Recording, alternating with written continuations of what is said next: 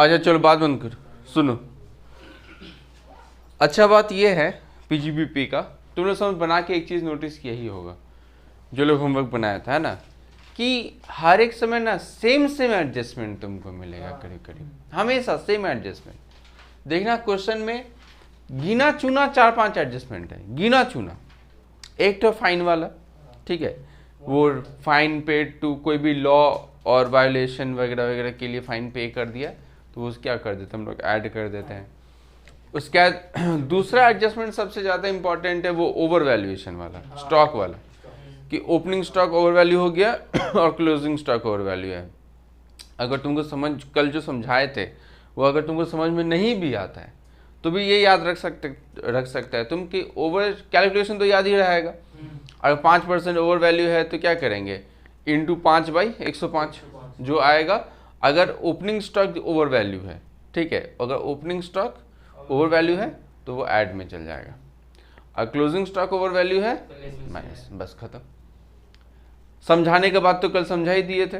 अगर तुमको समझ में नहीं भी आता, एग्जाम सर पे है, नहीं समझ में आ रहा, ओपनिंग स्टॉक ओवर वैल्यू है, क्या कर दो, add. Closing stock over value है, भरूक बताते हैं, लेस, बस खत्म, कुछ नहीं, ठीक है। उसके बाद क्या था, डेप्रिसिएशन। एक तो डेप्रिसिएशन का कंसेप्ट है, डेप्रिसिएशन देखना हमेशा रहेगा। एक तो डेप्रिसिएशन पीएल में दिया रहेगा, एक डेप्रिसिएशन एडजस्टमेंट में। तो पीएल वाला डेप्रिसिएशन क्या कर देना, ऐड, और डेप्रिसिएशन नीचे वाला डेप्रिसिएशन माइनस। 3 एडजस्टमेंट तो ये सब रहेगा ही रहेगा, ठीक है।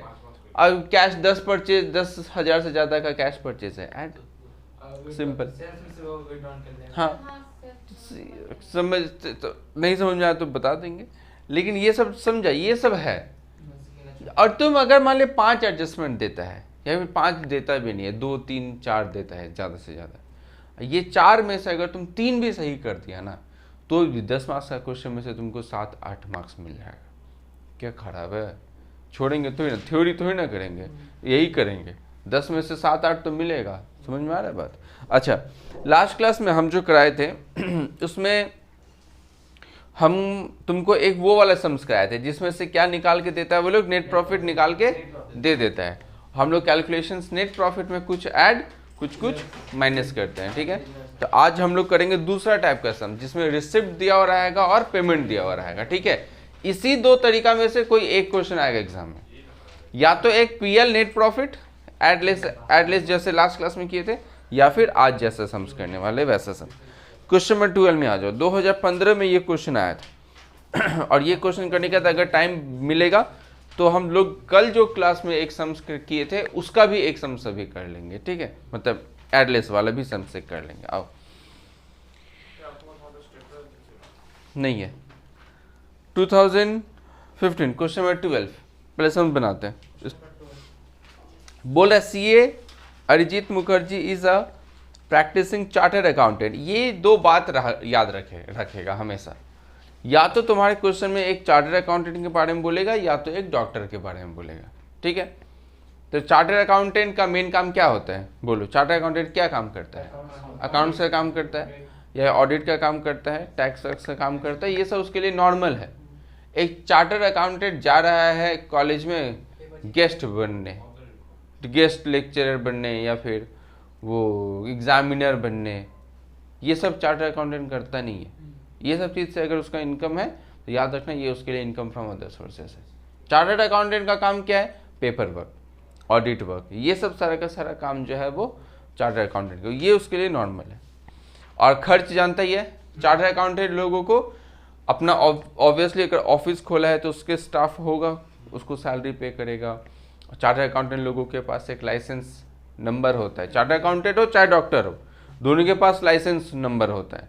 अब वो उन लोगों को ना फीस पे करना पड़ता है, जो लोग लाइसेंस प्रोवाइड करता है। चार्टर्ड अकाउंटेंट के केस में ICAI उसको लाइसेंस नंबर देता है, उन लोगों को मेंबरशिप सब्सक्रिप्शन पे करना पड़ता है। वो सब नॉर्मल खर्च है उसके लिए, तो वो सब खर्च आएगा, ठीक है। अब हम चार्टर्ड अकाउंटेंट हैं, हम कुछ खर्च किए हैं 10,000 रुपया किसी कुछ खरीदने के लिए, मतलब जो मेरा बिजनेस से रिलेटेड नहीं है, तो ऑब्वियसली वो खर्च हम नहीं लिखने देंगे, ठीक है। नियम सारा वही है, बस याद रखना एक चार्टर्ड अकाउंटेंट का बिजनेस है, ठीक है। किसके एडजस्टमेंट में देखते हैं किसके किसके बारे में बोला है। 2015 में जो क्वेश्चन आया था, मोटर कार है, बोला है कि 1/4 ऑफ मोटर कार किसके लिए यूज हुआ, पर्सनल यूज, मतलब वो ड्राइंग्स हो गया, ठीक है। और डेप्रिसिएशन जो है वो 17,250 है टैक्स के अकॉर्डिंग। चलो सम से स्टार्ट करते हैं। इनकम टैक्स रूल लिखो, calculation of profit and gains from business and profession, business and profession, particulars,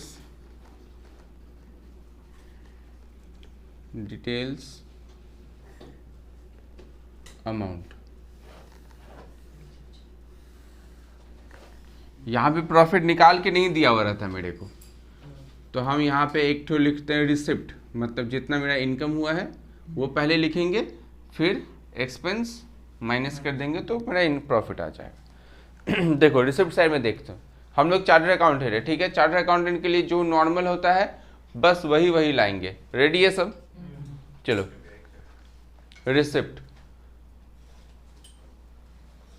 जल्दी स्पीड बढ़ाओ, 3 घंटा में पेपर भी तो खत्म करना पड़ेगा। रेडी है? तो देखो सबसे पहले देखो अपना रिसिप्ट साइड में जाओ, क्वेश्चन में जाओ, रिसिप्ट में देखो सबसे पहले क्या दिखा, बैलेंस बीएफ दिख रहा है। बैलेंस बीएफ मतलब कैश इन हैंड, उससे मतलब नहीं है, ठीक है, उससे मतलब नहीं है। इनकम देखो क्या क्या हुआ है, क्या बोला, प्रोफेशनल रिसिप्ट। प्रोफेशनल रिसिप्ट मतलब क्या, नॉर्मल जो तुमको पैसा मिला होगा, फीस, तो ये तो नॉर्मल बात है, सीए को फीस मिलता है। प्रोफेशनल रिसिप्ट ये तो आएगा, लिखो प्रोफेशनल रिसिप्ट। और इसके बारे में क्या एडजस्टमेंट में कुछ बोला था? नहीं, तो जितना है उतना लिख देंगे हम लोग प्रोफेशनल रिसिप्ट। एकदम इजी पेपर आएगा तुम लोगों का, जितना सम्स करते जा रहे करते जाओ करते जाओ। पूरा नहीं भी कर पाएगा तो कम से कम 80% तो कर ही पाएगा, छोड़ के मत आना। हाँ पूरा एकदम प्रोफेशनल रिसिप्ट 8,14,000 वैसे हो जाएगा।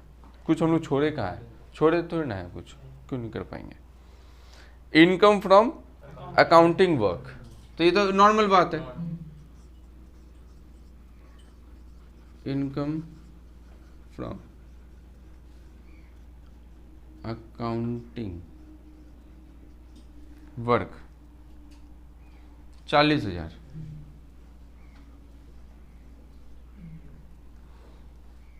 उसके क्या, सैलरी फ्रॉम कॉलेज, कॉलेज जा रहा है, इसको थोड़ी ना क्या है, इसको इसमें नहीं आएगा, छोड़ दो। इनकम फ्रॉम अदर सोर्सेस में जाएगा। गिफ्ट फ्रॉम क्लाइंट, हाँ ये आएगा, क्लाइंट का गिफ्ट आएगा, गिफ्ट फ्रॉम क्लाइंट। हाँ डॉक्टर के लिए भी कॉमन आएगा, उसमें भी आएगा गिफ्ट फ्रॉम क्लाइंट 20,000।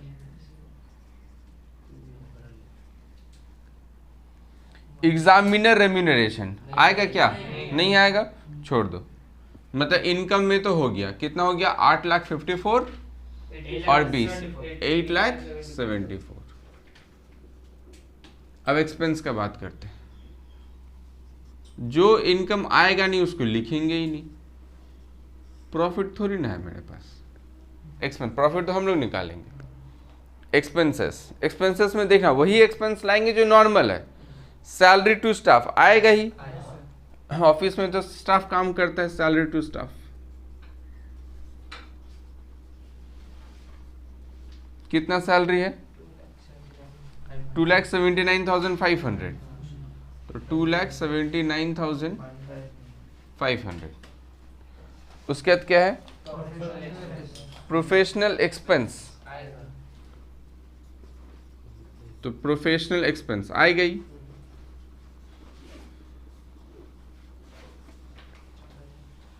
$14,000।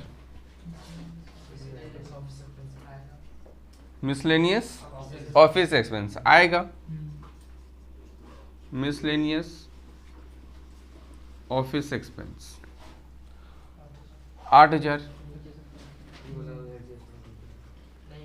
उसके बाद देखो कार तो एसेट है, हम लोग जानते हैं कार तो एसेट है, उसके ऊपर डेप्रिसिएशन होता है, तो परचेज ऑफ कार तो वैसे भी नहीं आता, अकाउंट्स में भी नहीं आता था, पीएल में थोड़ी ना आता है, तो एसेट्स में जाएगा, यहाँ पे नहीं आएगा। फिर क्या है, मोटर कार एक्सपेंस। चलो मोटर कार एक्सपेंस लिखो, मोटर कार एक्सपेंस। लेकिन मोटर कार एक्सपेंस में वो मोटर कार के बारे में बोला था ना कि वो 1/3 या 1/4 है। अच्छा 1/4 वो खुद यूज करता है। तो अगर वो 1/4 खुद यूज करता है तो बिजनेस के लिए कितना है, 3/4। तो 3/4 ही आएगा कार का जितना भी रहेगा। तो कार का एक्सपेंस कितना है, 1,15,000 है ना, मोटर कार एक्सपेंस कितना है, 1,15,000। तो 86,250, तो 86,250। उसके बाद क्या है, डोनेशन टू कैलकाटा यूनिवर्सिटी। अब बताओ हम क्या बोले थे, डोनेशन कब आएगा माइनस करने में, अगर सेक्शन 35 AC CC है, लेकिन वो सब तो है नहीं, और रहेगा भी नहीं, छोड़ दो, नहीं आएगा, माइनस नहीं करने को मिलेगा। हाउस होल्ड एक्सपेंस, तो हाउस होल्ड एक्सपेंस तो ड्राइंग से थोड़ी ना आएगा, नहीं आएगा। उसके बाद क्या है, परचेज ऑफ प्रोफेशनल जर्नल, हाँ ये आएगा, परचेज ऑफ प्रोफेशनल से रिलेटेड जो जो रहेगा वो सब आएगा। जर्नल कितना है, 50,000, ठीक है। और क्या है, depreciation as per IT rule. अच्छा अलग से तो नहीं बोला डेप्रिसिएशन कुछ, कितना 17,250। तो डेप्रिसिएशन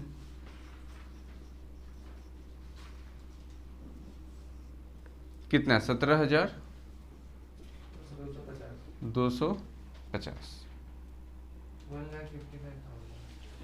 टोटल। हाँ कभी नहीं, कभी नहीं, रिसिप्ट में डेप्रिसिएशन क्यों जाएगा, कभी नहीं जाएगा, ठीक है। और कुछ है,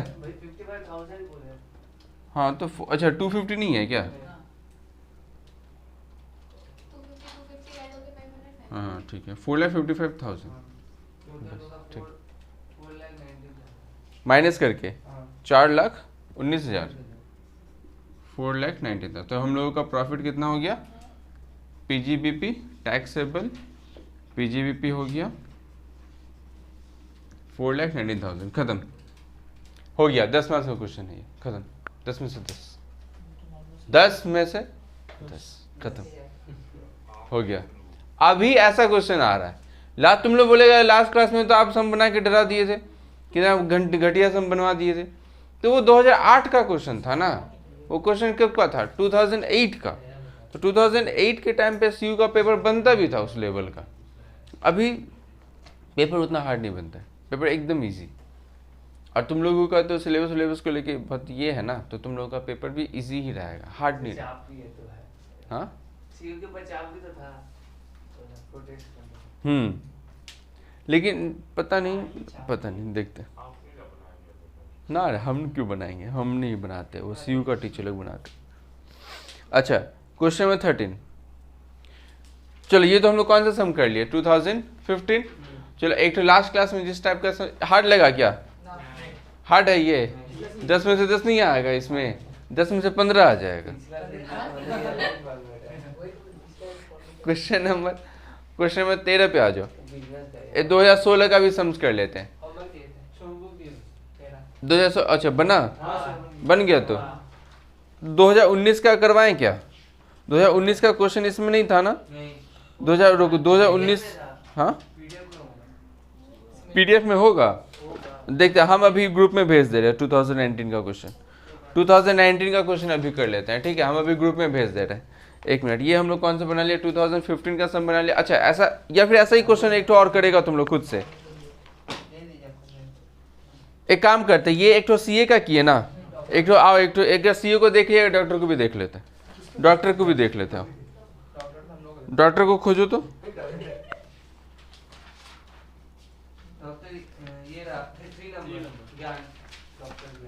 डॉक्टर ज्ञान है,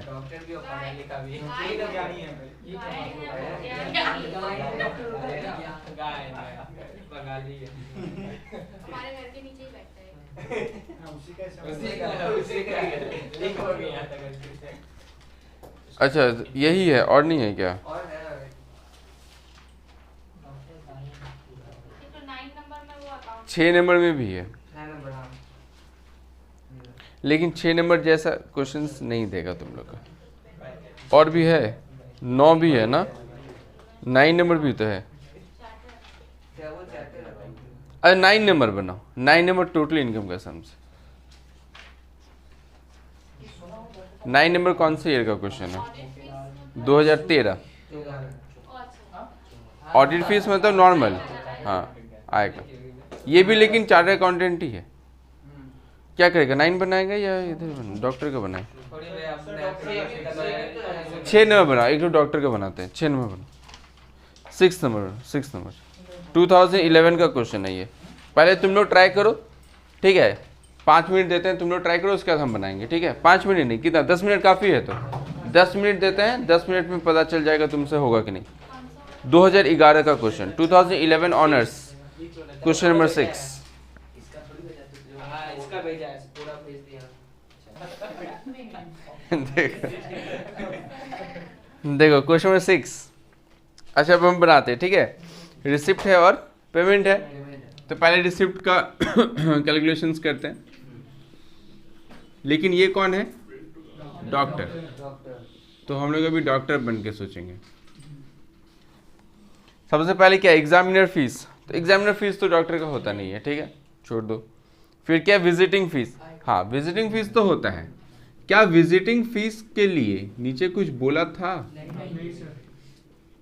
visiting fees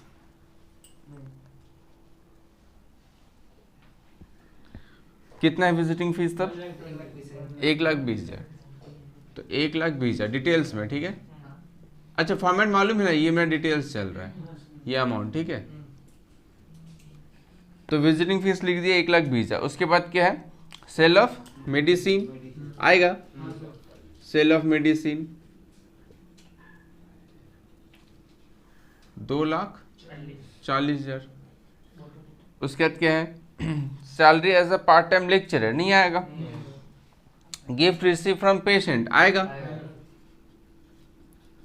gift from patient कितना रुपया है, 20,000।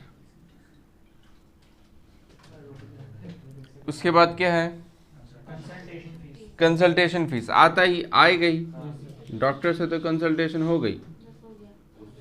कंसल्टेशन फीस कितना है, 80,000। उसके बाद क्या है, रिटेनर फीस नहीं आएगा, सेविंग बैंक नहीं आएगा, इंटरेस्ट ऑन गवर्नमेंट सिक्योरिटी भी नहीं आएगा। लेकिन नीचे पॉइंट नंबर डी में जाओ, पॉइंट नंबर डी देखो, कैश पेमेंट ऑफ ₹50,000, एक पेशेंट 50,000 रुपया दिया था ना, लेकिन हम लोग उसको रिकॉर्ड नहीं किए, तो वो तो आएगा। तो कैश पेमेंट 50,000 फ्रॉम पेशेंट कितना, 50,000 पेमेंट किया था ना, इन पांचों को ऐड करके देखो तो कितना आ रहा है। भैया रिटेनर मतलब वो कंपनी के केस में होता है, उसको ऐड कर दीजिए। कितना आ रहा है, 3,60, 380, 460, 5,10,000, 5,10,000। क्या गलती मिल गया क्या रे तुम लोग को? कैश पेमेंट नहीं लिखा था, सब तो सही है। कैश पेमेंट नहीं लिखा था, वो लिखे थे, सही है। ठीक है। अच्छा ठीक है, बात मत करो, सुनो। पेमेंट में देखो, ओए बोले ना बात नहीं करने, बहुत बोल रहा है, अभी टोपी खोल के मारेंगे बस। देखो पेमेंट, प्रोफेशनल बुक परचेज आएगा, तो बुक्स के ऊपर डेप्रिसिएशन का बात बोला है क्या? हाँ तो फिर रुको, इसके ऊपर डेप्रिसिएशन का बात करेंगे, ठीक है। आगे बढ़ते हैं। मेंबरशिप, डेप्रिसिएशन का बात लास्ट में करेंगे, ठीक है, सबसे लास्ट में डेप्रिसिएशन करेंगे, छोड़ देते हैं। Membership fees of medical association आएगा, मेंबरशिप फीस कितना रुपया है, 2,000। उसके बाद देखो क्या है, rent of clinic, house hold expense तो आएगा नहीं, इंस्टॉलमेंट ऑफ कार पेमेंट कर रहा है, हाउस होल्ड एक्सपेंस क्यों आएगा? डॉक्टर का घर का खर्चा तुम इसमें लिख देगा, उसका क्लिनिक में। थर्ड इंस्टॉलमेंट भी नहीं आएगा, ये तो कार खरीद रहा है अभी नहीं आएगा। रेंट ऑफ क्लिनिक, ये है हाँ रेंट ऑफ क्लिनिक कितना रुपया देखो 26,000। उसके बाद क्या है इलेक्ट्रिक चार्जेस आएगा ही, और ये जो बोल रहा था इलेक्ट्रिक चार्जेस नहीं आएगा, क्लिनिक में इलेक्ट्रिक चार्जेस का काम ही किया है। वाह, मशीन्स कहाँ से चलेगा, लाइट कहाँ से चलेगा, 8,000। ठीक है, आगे इनकम टैक्स नहीं आएगा। कार एक्सपेंस का बात बोला है क्या, 2/3 of the car relates to profession. हमको यही खोजना होता है कि प्रोफेशन से कितना रिलेटेड है ना। लास्ट क्वेश्चन में क्या बोला था, 1/4 बोला पर्सनल है, तो प्रोफेशनल के लिए कितना 3/4। यहाँ पे डायरेक्ट बोल दिया प्रोफेशनल के लिए 2/3 है, तो 2/3 से ही मतलब है। मोटर कार एक्सपेंस टोटल कितना था, तो 60,000 इंटू 2/3 40,000। उसके बाद क्या है, salary to staff salary to staff 40,000। उसके बाद मेडिसिन परचेज्ड आएगा तो अच्छा, मेडिसिन कितना का खरीदा था पहले ये बताओ, 160 का, लेकिन 160 में से वो कितना का मेडिसिन निकाल लिया 20,000 का, तो बचा कितना 1,40,000। ठीक है, उसके बाद गिफ्ट टू डॉटर, यहाँ थोड़ी ना आएगा। सर्जिकल इक्विपमेंट के ऊपर क्या आएगा, डेप्रिसिएशन आएगा, यहाँ नहीं आएगा, डेप्रिसिएशन आएगा। मतलब अब ले दे के हम मेरे को एक खर्चा बाकी है और वो है डेप्रिसिएशन। और डेप्रिसिएशन 3 चीज़ के ऊपर है। सबसे पहले मेरे को दिखा था बुक्स, उसके बाद दिखा था मेरे को कार, उसके बाद दिखा मेरे को सर्जिकल इक्विपमेंट। ठीक है, SE मतलब सर्जिकल इक्विपमेंट। अब इसका ना लेकिन नीचे देखो अलग अलग रेट दिया है। अभी तक जो हम लोग क्वेश्चन बनाए थे उसमें बहुत ही ईजी था। डेप्रिसिएशन एक ऊपर बोल देता था अमाउंट, एक नीचे बोल देता था। तो हम लोग क्या करते थे, ऊपर वाला ऐड नीचे वाला लेस, ऐसे कर लेते थे। और अगर सिर्फ IT रूल के इसके अकॉर्डिंग दिया है तो जैसे लास्ट क्वेश्चन में दिया था, लास्ट क्वेश्चन में क्या बोला था, डायरेक्ट बोल दिया था डेप्रिसिएशन इतना है इनकम टैक्स के अकॉर्डिंग लिख दिए थे। अब इसमें ना रेट दे दिया है, मतलब फाइंड करना पड़ेगा मेरे को कि कैलकुलेशंस कैसे है। ठीक है, पहले बुक्स का बात करते हैं। तो डेप्रिसिएशन याद करो, जब हम तुमको डेप्रिसिएशन निकालना सिखा रहे थे तो एक फॉर्मेट बताए थे, याद है, ओपनिंग WDV, उसके बाद ऐड परचेज, फिर लेस सेल्स, उसके बाद क्या आता था क्लोजिंग WDV। याद है ना वाला तरीका, बस वैसे ही करेंगे।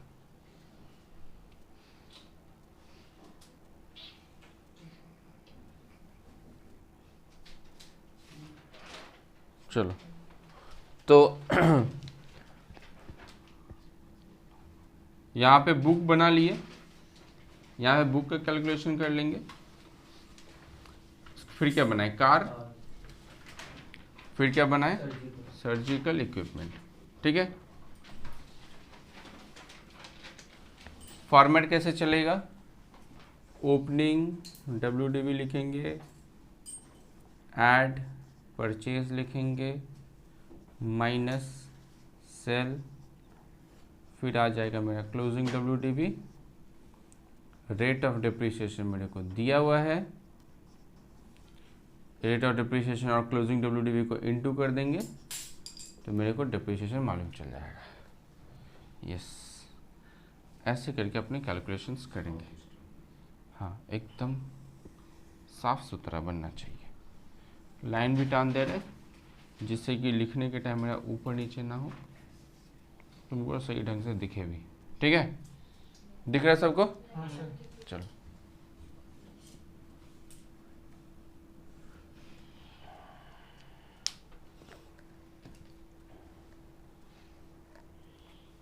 क्वेश्चन में फटाफट खोजो। बुक्स हम लोग कर रहे हैं ना, तो बुक्स का ओपनिंग WDV कितना है देखो तो। बुक का नहीं, ध्यान से देखना, ओपनिंग WDV कहाँ है, है ओपनिंग बुक का मतलब पर्टिकुलरली बोला नहीं है कुछ। है ही नहीं, बोलेगा कहाँ से? ओपनिंग WDV नहीं दिख रहा है ना किसी को? नहीं सर। हाँ, दिखना भी नहीं चाहिए, है ही नहीं ना, हाँ वो ठीक है। क्वेश्चन में नहीं दिया हुआ है। ओपनिंग में ओपनिंग WDV थोड़ी ना दिया है, तो ओपनिंग WDV नहीं है तो कहाँ से पता चलेगा? तो यहाँ पे ओपनिंग WDV मेरे पास नहीं।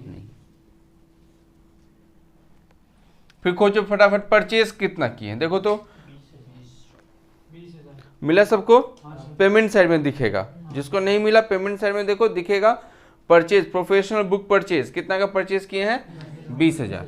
तो यहाँ ऐड परचेज कितना होगा? 20,000। क्या हम लोग कोई बुक सेल किए हैं? नहीं, तो माइनस कुछ नहीं होगा। इसका मतलब क्लोजिंग WDV कितना होगा? 20,000। अब याद करो फर्स्ट क्लास डेप्रिसिएशन का, दो बात हो सकता है, या तो ये वाला बुक 3 अक्टूबर के बाद खरीदा जा सकता है, या तो ये बुक 3 अक्टूबर के पहले खरीदा जा सकता है। अगर 3 अक्टूबर के बाद खरीदा है तो आधा हो जाएगा, अगर उससे पहले खरीदा है तो हाफ। और इसका रेट ऑफ डेप्रिसिएशन मेरे को क्वेश्चन बोला है 100%। हिट 100%। यार नोट्स निकालो।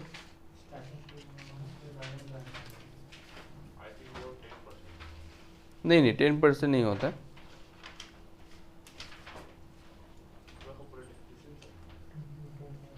बुक का रेट 60% दिया है अभी यहाँ पे। बुक का रेट 60% वैसे नॉर्मली होता है। एक काम करो, ये कितना है? 2011 है ना, इसका 40% लिखो, तो कुछ में चेंज कर लो तो 40%, क्योंकि ये जो मतलब स्कैनर में जो है जो क्वेश्चन आया था वहाँ 40% लिखा है, इसलिए हम 40% लिखवा रहे हैं, ठीक है? वैसे तुम्हारे एग्जाम में लिखा हो रहेगा, क्वेश्चन में भी ठीक कर लेना, वो 100% को काट के 40% कर लो, 40%, ठीक है? अब देखो, अब दो बात आता है, सुनो मेरा बात। हिसाब से अगर ये 3 अक्टूबर के पहले खरीदा गया है तो क्या होगा? 20,000 का 40% मतलब कितना? 8,000। लेकिन अगर ये 3 अक्टूबर के बाद खरीदा गया है तो 20,000 का 20% मतलब 4,000, ठीक है? अब रेट ऑफ डेप्रिसिएशन 40% तो है, लेकिन अब ये मेरा एजम्पशन के ऊपर, मैं तो क्वेश्चन नहीं बोला कि बुक कब खरीदा है, तो एजम्पशन के ऊपर डिपेंड करता है कि 3 अक्टूबर के बाद खरीदा है या 3 अक्टूबर के पहले खरीदा है। तुम कुछ भी अज्यूम कर सकते हैं, अज्यूम कर सकते हैं, ये तुम्हारे हाथ में पावर है। अगर क्वेश्चन कुछ नहीं बोला तो हम मानते हैं हाफ, हम मानते हैं कि 3 अक्टूबर के बाद खरीदा है, ठीक है? ये हम मान रहे हैं, तुम ये भी मान सकते हैं कि पहले खरीदा है, बट हम मान रहे हैं कि बाद में खरीदा है। तो ये कितना हो जाएगा? 20%। तो 20,000 का 20% कितना होगा? 4,000।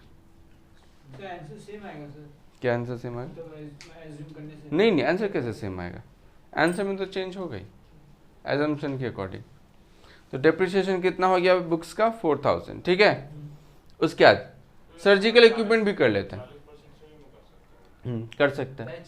आंसर उतना से फर्क आएगा अगर तुम पूरा 40% लेके करता है तो। अच्छा सुनो, सर्जिकल इक्विपमेंट देखो तो क्वेश्चन में सर्जिकल इक्विपमेंट का ओपनिंग कितना दिया हुआ है? परचेज दिया हुआ है ना, 60,000। सेल है तो क्लोजिंग कितना आ जाएगा? रेट ऑफ डेप्रिसिएशन खोजो, 15%। तो मेरा तो आधा हो जाएगा, 3 अक्टूबर के बाद एज्यूम करेंगे तो कितना हो जाएगा? 7.5।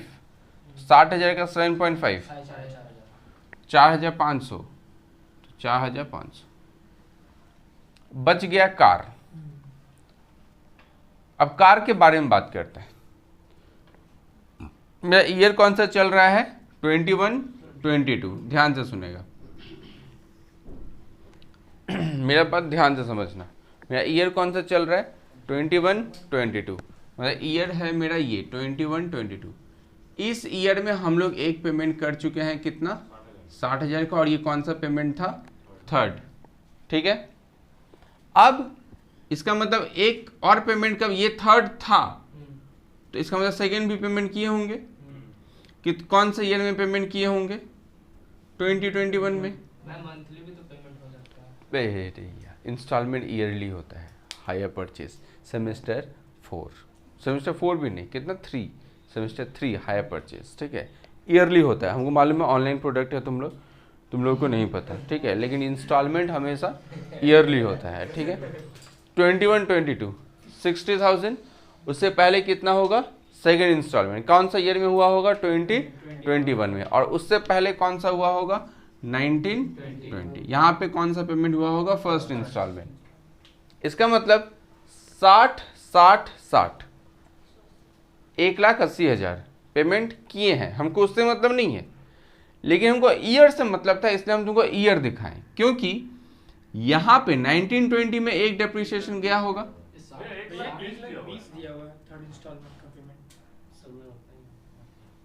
अच्छा 1,20,000, ठीक है 1,20,000 कर लेते हैं। 1,20,000 है, third instalment is like BC out of total 5। एक प्लस माइनस करके देखो तो दोनों साइड टैली हो रहा है, पेमेंट साइड में देखो तो प्लस माइनस करके 6,02,000 हो रहा है ना। ना पेमेंट ही देखना है, जल्दी करो।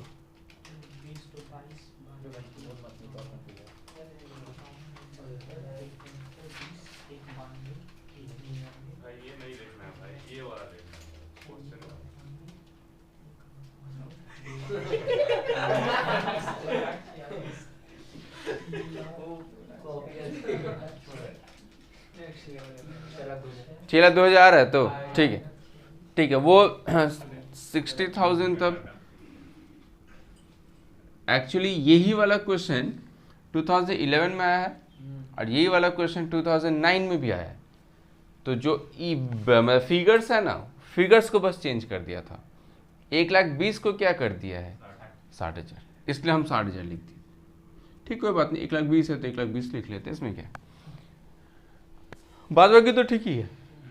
एक पेमेंट यहाँ किया, एक पेमेंट यहाँ, एक पेमेंट यहाँ, ठीक है। अब रेट ऑफ डेप्रिसिएशन देखो, इसी ईयर का डेप्रिसिएशन तो हम लोग कैलकुलेट कर रहे हैं, यानी एक डेप्रिसिएशन यहाँ हो गया होगा और एक डेप्रिसिएशन यहाँ हो गया होगा, ठीक है। कितना में खरीदा था, जब 5 इंस्टॉलमेंट देना है इसको, तो 1,20,000 करके अगर 5 इंस्टॉलमेंट देगा तो टोटल कितना बनेगा, 6 लाख। मतलब कितना का कार था, 6 लाख का कार था, ठीक है। तो 6 लाख का कार, अब जो फर्स्ट ईयर खरीदा होगा, याद है रेट ऑफ डेप्रिसिएशन, डेप्रिसिएशन का मेथड, फर्स्ट ईयर 180 दिन से कम हो सकता है, 180 दिन से ज़्यादा हो सकता है। तो फर्स्ट ईयर में मेरा मशीन का वैल्यू कितना है, 6 लाख, माइनस करना पड़ेगा डेप्रिसिएशन। तो माइनस जब डेप्रिसिएशन करेंगे तो हम अज्यूम कर रहे हैं कि हम बाद में ही खरीदे हैं, मतलब हाफ रेट। तो इसका रेट कितना है, कार का रेट कितना था, 15% ही होगा शायद, हाँ। तो 6 लाख का 15% कितना होता है, 90। लेकिन यहाँ पे कितना होगा, हाफ, मतलब कितना होगा, 45। यानी 2020-21 का ओपनिंग कितना होगा, 6 लाख माइनस 45। तो 6 लाख माइनस 45 कितना बनता है, 5,55,000। अब ये तो दूसरा ईयर हो गया, ये तो सब्सिक्वेंट ईयर है, यहाँ पे थोड़ी ना हाफ रेट होगा, यहाँ तो फुल रेट होगा। कितना परसेंट, 15%। 83250। अब देखो, अब आएगा मेरा वाला ईयर। मेरा वाला ईयर का ओपनिंग WDV कितना होगा, 5,55,000 था, 83,250 डेप्रिसिएशन है, तो माइनस कर दो 4717, इसके ऊपर 15%, क्योंकि फिर से तो सब्सिक्वेंट ईयर है। आधा रेट ऑफ डेप्रिसिएशन कब पता करना होता है, जब वो पहला साल होता है, ठीक है। बोलो 70 76 2 या 3, तो 70763। तो ये मेरा डेप्रिसिएशन होगा कार का। इस साल का डेप्रिसिएशन कितना होगा, 7076। अब हम इसको यहाँ पे जब लिखेंगे, ओपनिंग WDV मेरा कितना था, 471750। परचेज कुछ नहीं हुआ है, सेल कुछ नहीं हुआ है, क्लोजिंग WDV उतना ही है, 471750। रेट ऑफ डेप्रिसिएशन 15% है, अमाउंट कितना होगा, 70763। तो यानी कि बुक का डेप्रिसिएशन कितना आया मेरा, 4,000। कार का कितना आया 70763 और 4500 ऐड कर दो। अब ये एजम्पशन के अकॉर्डिंग तुम्हारा आंसर चेंज हो सकता है। जैसे हम हाफ सबका हाफ किए हैं, तुम किसी का फुल भी कर सकता है 79 ऐड करके हाँ 79263। 263 अब इन सबको ऐड करके बाहर अच्छा ये सब तो तुमको लिखना पड़ेगा, हम तुमको टाइम देते हैं। ये वाला कैलकुलेशंस लिख लो, या हम लिखवा दे अच्छा से लिखो। मतलब भैया डिप्रिसिएशन आएगा पर वो सब का परचेज नहीं आएगा ना, परचेज और सब ऐसे लिखो परचेज प्राइस 6 लाख माइनस ये चार्ट तो बना देना। डिप्रिसिएशन। हाँ ये चार्ट तो समझने के लिए बनाओ क्योंकि अच्छा रहेगा, और एग्ज़ाम में तो ऐसे करना पड़ेगा ना। एग्ज़ाम में चार्ट बनाएगा तो गंदा लगेगा, या सुंदर से बनाएगा तो बनाना, लेकिन ये समझ में तो इसी चार्ट से आता है। Purchase price 6 lakh minus depreciation for 1920 45,000। तो WDV ऑन 2021 5,55,000 माइनस डेप्रिसिएशन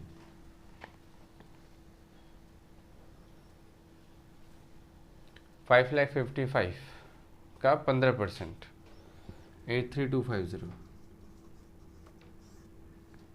तो WDV ऑन 21-22 471750। इसके बाद तो यहाँ पे सारा लिखा हुआ ही है।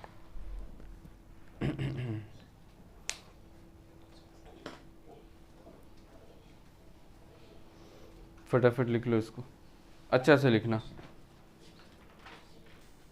ठीक है। अब देखो क्या करेंगे, अब इन सब खर्चे को ऐड कर दो, सारे एक्सपेंसेस को ऐड कर दो, कितना आता है 335263।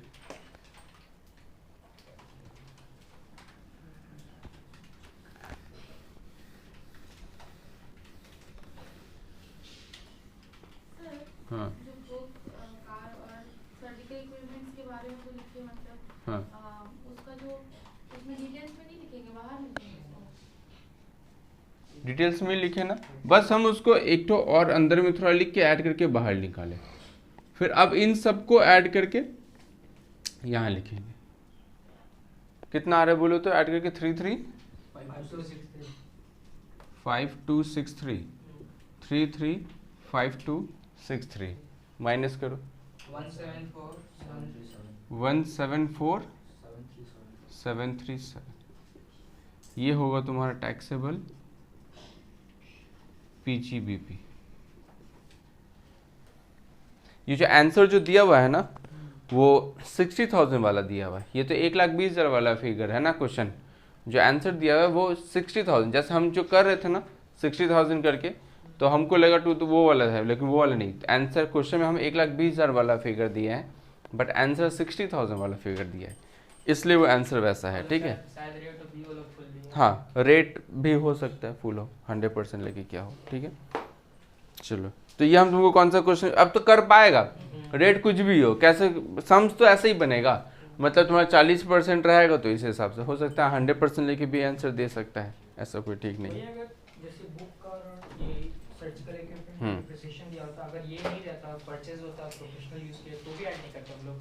मतलब नहीं समझे, जैसे इसमें डिप्रिसिएशन दिया हुआ है हाँ 15%, हाँ, तो डिप्रिसिएशन अगर किसी में भी नहीं होता और ये परचेज किया है प्रोफेशनल यूज के लिए हाँ तो भी पेमेंट साइड में नहीं आता, डिप्रिसिएशन रहेगा ही, डिप्रिसिएशन रहेगा ही, हाँ डिप्रिसिएशन रहेगा ही। ये तो मतलब प्रोफेशनल यूज के लिए है ना। हाँ प्रोफेशनल यूज के लिए है तभी तो उसका डिप्रिसिएशन आ रहा है। नहीं मैं बोल रहा हूँ ओरिजिनल अमाउंट, जैसे बुक परचेज किया फिर कार का जो एक्सपेंसेस वाला तो लिखिए, पर कार का वो तो नहीं, लेकिन सर्जिकल इक्विपमेंट तो आना चाहिए ना। सर्जिकल इक्विपमेंट क्यों आना चाहिए, सर्जिकल इक्विपमेंट भी तो एसेट है। कार्ड जैसे कार्ड तुम खरीदा, कार्ड का आया नहीं, तो सर्जिकल इक्विपमेंट भी तो एसेट्स है उसके लिए, डॉक्टर के लिए। अच्छा सुनो, और एक तरीका क्या हो सकता है वो बता देता हूँ, मेरा बात ध्यान से सुनेगा। जैसे इस मोटर कार एक्सपेंस में क्या है 2/3, ठीक है, क्यों 2/3 क्यों आया? क्योंकि 2/3 प्रोफेशनल यूज के लिए था।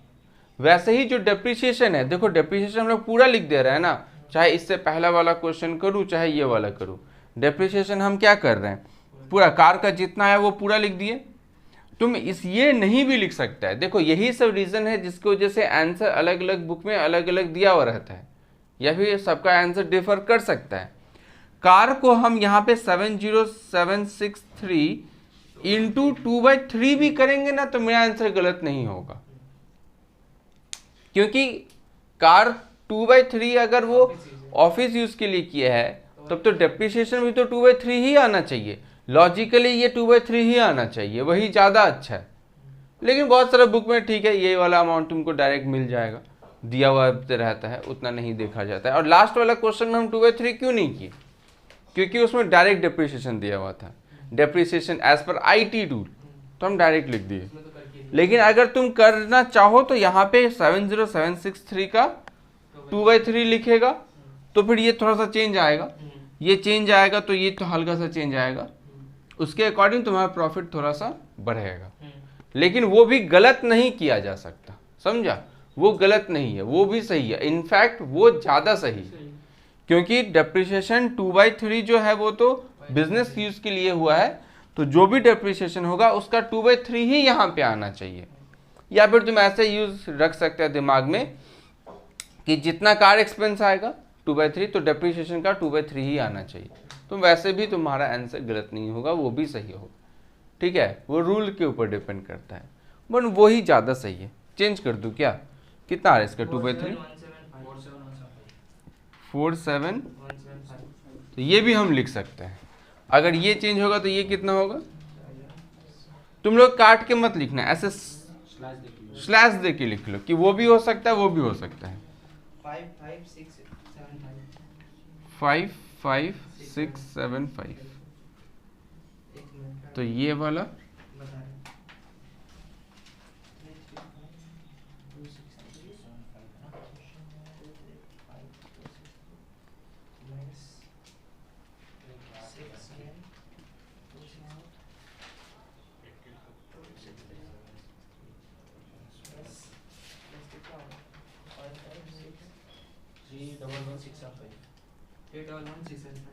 थ्री 311,675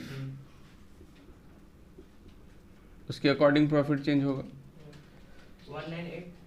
198,325 तो ये आंसर हो जाएगा तब, ठीक है? उसके अकॉर्डिंग आंसर चेंज होगा, ये होता है। तुम अलग अलग बुक में अलग अलग तरीका देखेगा। इनफैक्ट एक ही बुक में देखेगा कहीं पे डेप्रिसिएशन का भी 2/3 किया है, फिर देखेगा उसी बुक में दूसरा क्वेश्चन में देखेगा फिर उसका 2/3 नहीं किया है, तो तुम कंफ्यूज हो ही सकता है, इसलिए हम तुमको दोनों बता दिए, ठीक है?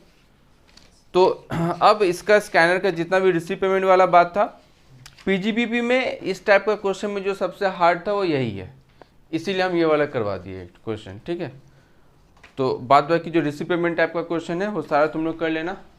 कल वाला जो क्लास होगा, कल हम कैपिटल गेन और इनकम फ्रॉम अदर सोर्सेस दोनों साथ में स्टार्ट करेंगे, कंप्लीट भी करेंगे, ठीक है? कल इनकम फ्रॉम अदर सोर्सेस और capital gain start and and